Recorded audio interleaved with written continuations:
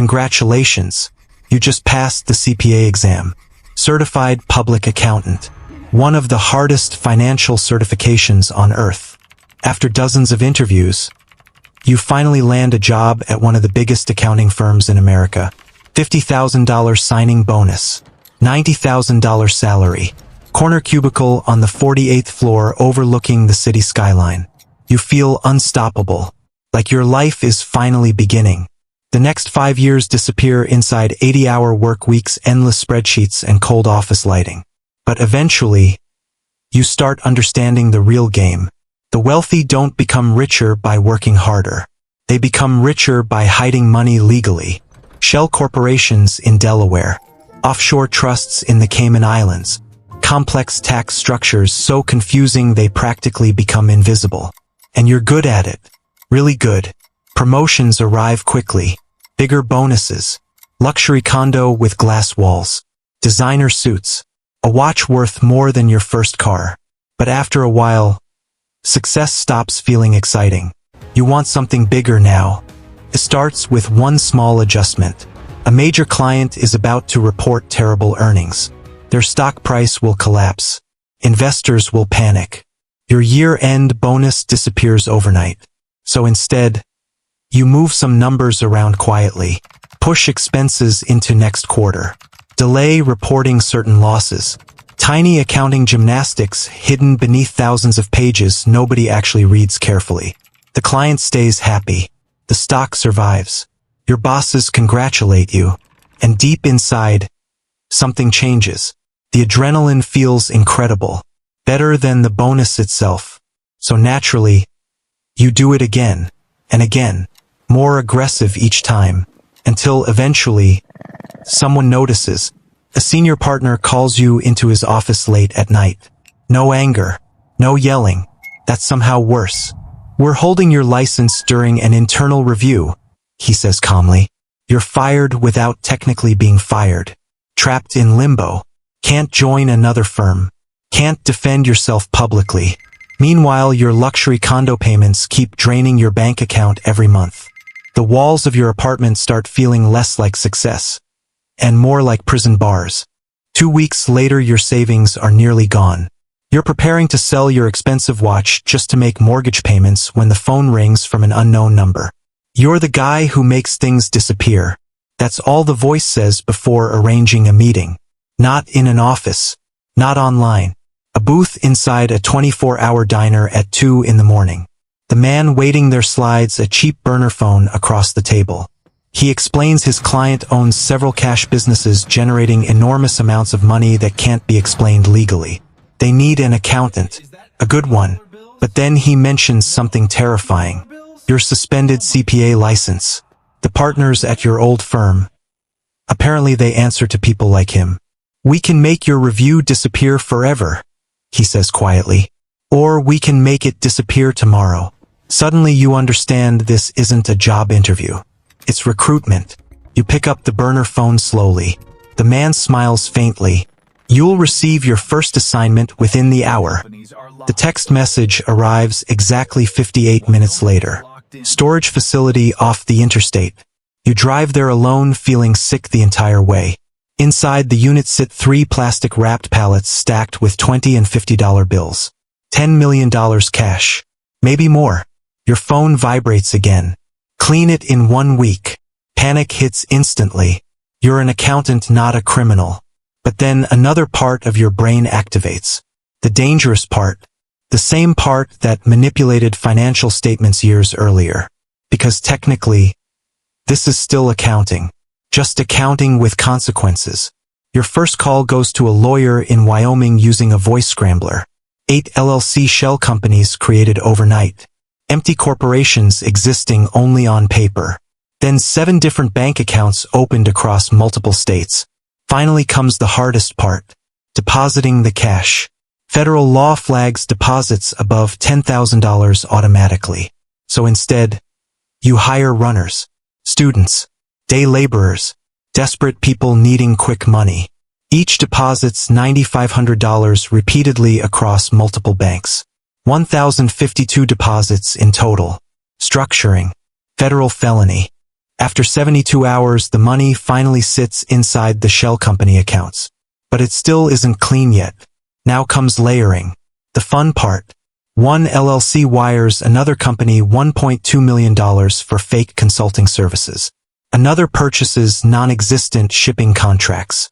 The money bounces endlessly between Delaware, Wyoming, Cyprus, Panama. Accounts moving so quickly through so many countries, the paper trail starts dissolving into smoke. You sit in your luxury condo at 3 in the morning orchestrating financial chaos from a laptop while millions travel invisibly around the world. Finally, integration. A Panamanian trust issues a legitimate business loan to one of your shell companies.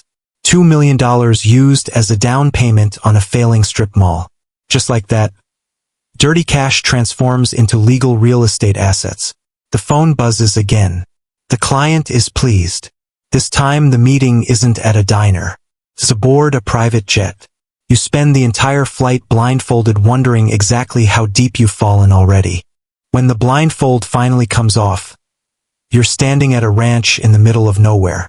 The man greeting you wears jeans and a simple polo shirt while grilling steaks casually like a suburban father. This is Al-Heef, the boss. He hands you food on a paper plate and studies you carefully. "You're the magician," he says. Then he explains the strip mall operation was merely a test.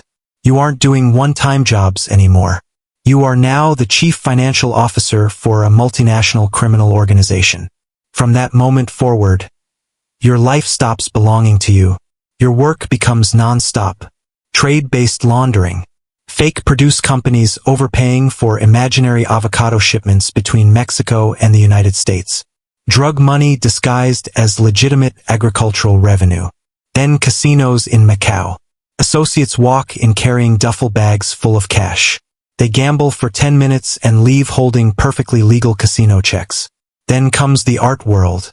Paintings bought for $50,000 suddenly resold between shell companies for $5 million overnight. Money transformed into culture. Your lifestyle becomes surreal. Penthouse in Miami. Private driver. Personal chef. 6 passports hidden beneath your bed beside $500,000 cash. Every passport carries a different identity prepared for escape at a moment's notice. But despite all the luxury, you slowly realize something horrifying. You are not free anymore. Your property. An asset owned by people far more dangerous than governments. You can't visit family because family becomes leverage. You can't maintain friendships because friends become weaknesses investigators can exploit.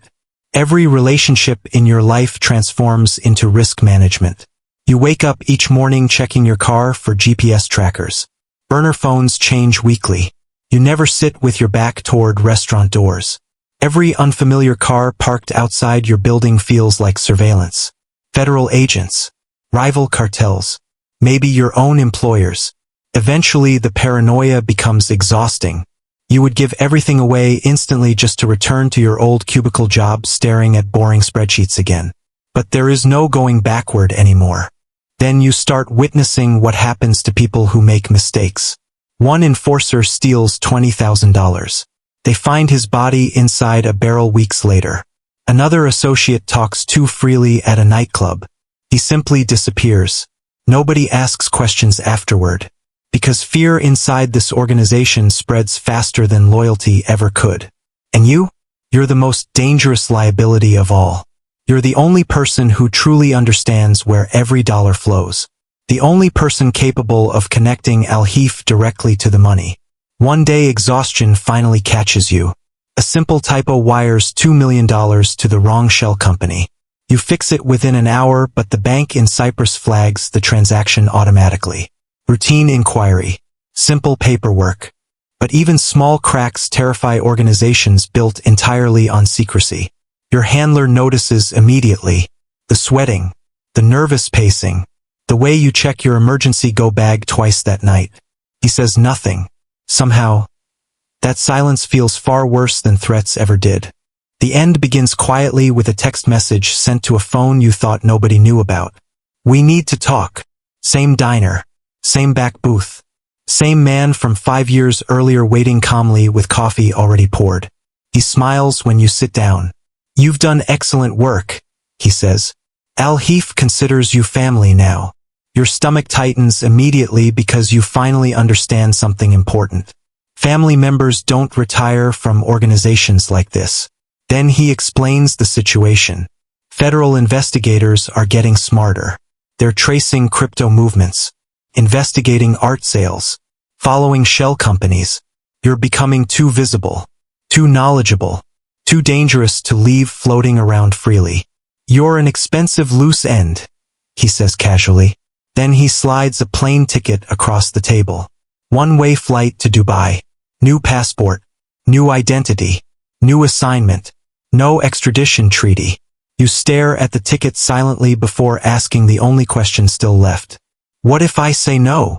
The man smiles sympathetically, like speaking to a child. Who said you have a choice? That's the moment everything finally becomes clear. The private jet. The luxury penthouse. The million-dollar operations. None of it was ever really yours. You were just another asset on someone else's balance sheet. A useful tool moving money through invisible systems until the day the system decided to move you somewhere else. The man calls you their magician. One final disappearing act. You leave the diner silently and step into a black car already waiting outside. You don't return home. Don't collect your passports. Don't pack clothes. Your old life ends right there in the parking lot without ceremony. Somewhere behind you your penthouse still overlooks the city skyline glowing beautifully against the night. But you don't belong to that world anymore. Maybe you never did. Because in the end, accounting was never really about numbers. It was about power. About making reality itself flexible enough for rich people to escape consequences. And now, you've become another hidden expense buried deep inside somebody else's ledger.